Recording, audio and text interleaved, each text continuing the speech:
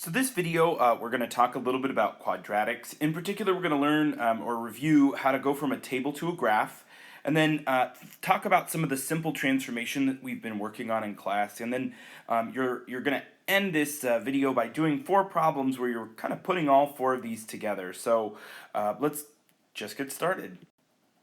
So I wanted to talk about the 3 different formats that quadratics come in, and they're named standard form, factored form, and vertex form, and each one kind of tells a different part of the story for how this quadratic is going to look. And so standard form looks like this: y equals some number a times x squared plus another number, whatever that number is, b, times x, plus some number c. And so a couple of examples of this might be like 2x squared plus 3x plus 4, or negative 8x squared plus x, well the number in front of x is 1, minus 3, something along those lines. So those are 2 examples of standard form.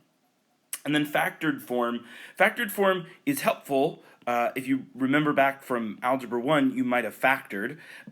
It comes in this x plus m and x plus n. Actually, some mathematicians prefer to use subtraction signs instead of plus signs, so we'll go ahead and use subtraction signs for those mathematicians. So x minus n. And m and n are just numbers, and so I'll give you another couple of examples. So y equals, x plus 4 times x minus 3. In this case, m is going to be negative 4 because negative 4 is positive 4, and n is going to be positive 3 because it's x minus n. So there's this double negative thing happening there. Just be aware that that might come through in some of, as we talk, probably later in the unit, but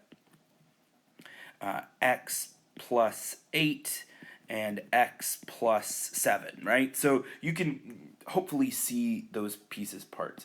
And then there's something called vertex form, and we'll talk a lot more about vertex form. You might even start to see it by the end of this video, but it looks like y equals, x, there's actually a number in front, and we'll talk more about that later. X, take away some number h and raise that to the power of 2, and then outside of the parentheses or the square, we're going to add some number k. And this is really just a format to help us identify this piece that's called the vertex, which you've probably know a little bit about. So here's an example. Y equals, a is going to be 1, so 1 times x minus 7 to the power of 2 plus k, and that k value is going to be something along the lines of like 2, right? It could be a number. And then we could tell, you'll learn a little bit more about this later, but you can tell that the vertex is 7, 2. So you can actually use this to identify the vertex. And we'll do one more example. Y equals negative 3, parentheses, x plus 2 squared minus 3. And right now, the reasoning behind these numbers is not important, but I just wanted to get you some examples of standard form, factored form, and vertex form. So in this section, we're really thinking about how to go from a function to a table and then to a graph. And we've talked a little bit about this in class, but the function f of x is the function, and it's represented by the quantity of x take away 2, and all of that being squared. And so I like to make a quick table, an xy table, but I'm going to make it kind of different than we have in the past. So we're going to start with x is the first column, f of x is going to be the second column, so x take away 2 quantity squared is what we're doing, and then my y, my output, is going to be the ordered pair x, and then whatever our answer is, and we'll call that f of x, or the output when the input is x. So we'll do a few different values. We'll start with 0, and we'll do that in red, then 1, we'll do that in blue, and 2, we'll do that in green, just so that you get an idea. So instead of f of x, it's going to be f of 0, because x is 0, is equal to x, replacing x with 0, so 0 take away 2. If I use my order of operations, 0 take away 2, I have to do the stuff in the parentheses first. So 0 minus 2 is negative 2, and then I do the exponents. So negative 2 squared is positive 4. So my ordered pair is 0 and negative 4, or excuse me, positive 4 is positive 4. Then we're going to plot that on the graph in red. And then we'll repeat. So f of 1 is this equal to 1 take away 2 squared. Order of operations, so 1 take away 2 is negative 1, and then negative 1 squared is positive 1. So my ordered pair is 1, 1. Oh, that's handy. 1, 1. Plot that in blue. Okay, and then green is 2. So f of 2, I'm replacing x with 2, is that's going to equal 2 take away 2 squared. So order of operations says parentheses first, so 2 minus 2 is 0. 0 squared is 0. So my ordered pair is going to be x is 2, the y value, or the output, is 0. So 2, 0 lives right there. Now, if you remember from in class, we can use symmetry to determine where the points are. So we got to find where it goes back up. So we're actually going to have to do one more. So a 3. So f of 3 is 3 take away 2 squared. And what's that equal? 3 minus 2 is 1, and 1 squared is 1. Oh, hey, we kind of got back to where we wanted. So 3, comma 1. My input is 3, my output is 1. 3, 1. Hey, look at that reflection point. We can actually find a fourth reflection point by saying, oh, hey, we know that if it goes back up at 0, this is our axis of symmetry, and we can reflect. If it's 2 away here, it's going to be 2 away here. So we can say, hey, there's a point. So if it's 2 there, and check it out, we start to see this quadratic function forming. So anytime you have an equation, you can do this, no matter if it's really easy or really, really complicated.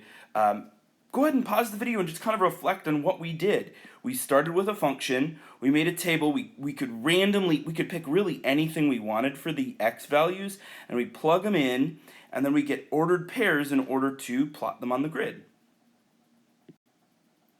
So something that if you did that a bunch of times, you'd start to notice some patterns. And there are 4 patterns that you might recognize if you did plenty of problems.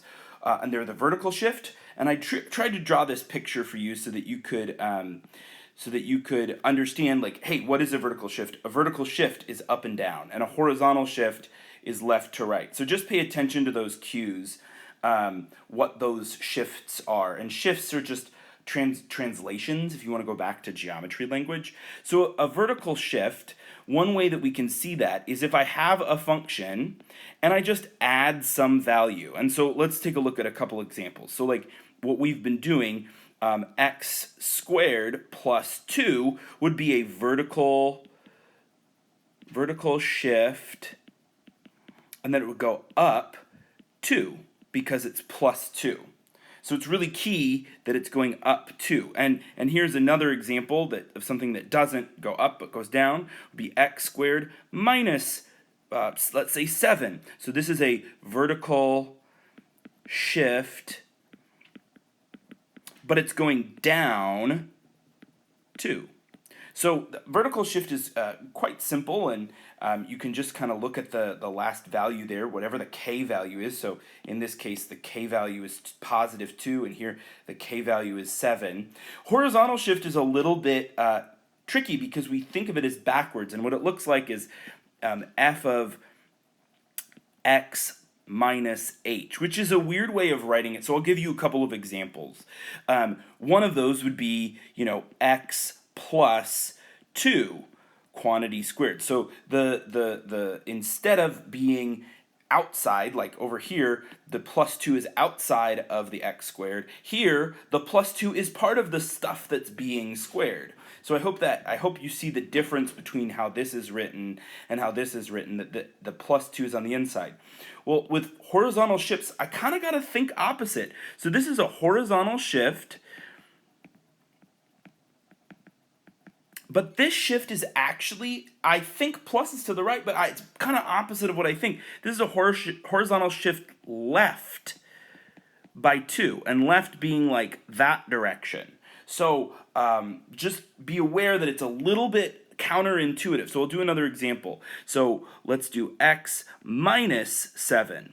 And remember, I hope that you see that this is opposite of what it is. So it looks like x take away 7.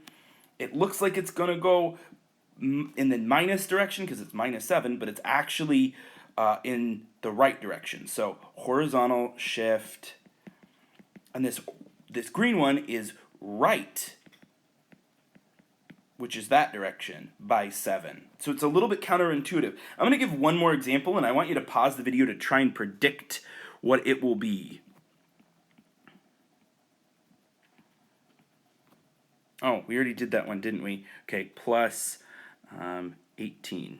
There we go, squared. What's going to happen there? Pause the video for like 30 seconds and try and predict before you go. So we know that it's a horizontal shift, but we know that it's going to do something with 18. Is it going to go right or is it going to go left? I think positive 18. I think it's kind of opposite of what I think, so we know that it's going to go left, which is that direction, by 18. And so what these would look like, actually, I think that might be helpful here, is if I had a grid, it would go to the left by 2, and here it would go to the right by 7. So it would be 7, right, or negative 2. And here it would be all the way at 18, negative 18. So it's kind of going opposite of what I want, versus like some of these, this is going to shift up 2, and this one's going to shift down 7. So right, down 7. So these are kind of predictive of what the graph will look like. Now these are not perfect graphs, but I think the graphs are a little bit helpful to making sense of this. Now stretching is a little bit weird, and we're going to talk about it more in class later, but it will look like something like a, whatever that a value is, and then that a value is going to be multiplied by f of x. And so I'm just going to give you a few examples. I'm not going to talk too much about it. But like 2x squared, that's an example of a stretch by 2, and instead of being the normal, it would be stretched up. It would be a little bit more stretched up and down in this direction than the regular one would be. So if this was just x squared, and this is 2x squared, you could see that the stretched one is a little skinnier. And then reflecting, it's very similar to this, but it just as a negative number. So like negative 2x squared, that would reflect. Over the x-axis, and your teacher will talk more about that in class. So here, I want you to write these 4 problems down, and these are going to be part of your notes, but I do want to make sure that you are aware of how to get them, and really it helps you more if you pause the video, try them first, and then slowly watch them. I'll bring them up one at a time just so that you can see each part, but try and predict. We're putting these together. Let's do the first one together, and then you'll do the blue, red, and green on your own. So when I see x plus 4, there's actually two things happening here, right? There is a vertical shift up by 3. So I'm thinking about the plus 3 on the outside. So there's a vertical shift, and it's going up 3. And there's also this horizontal shift, because it's the plus 4 on the inside, horizontal shift.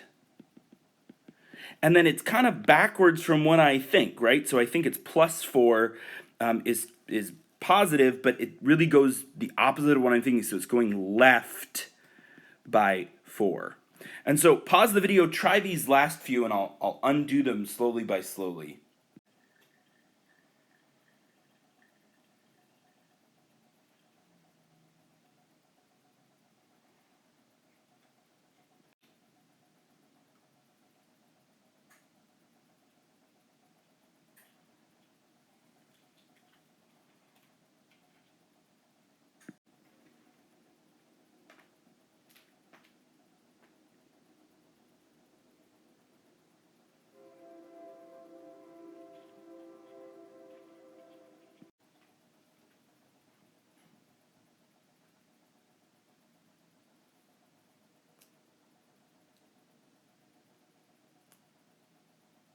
All right, I hope this video was helpful. Thanks for watching.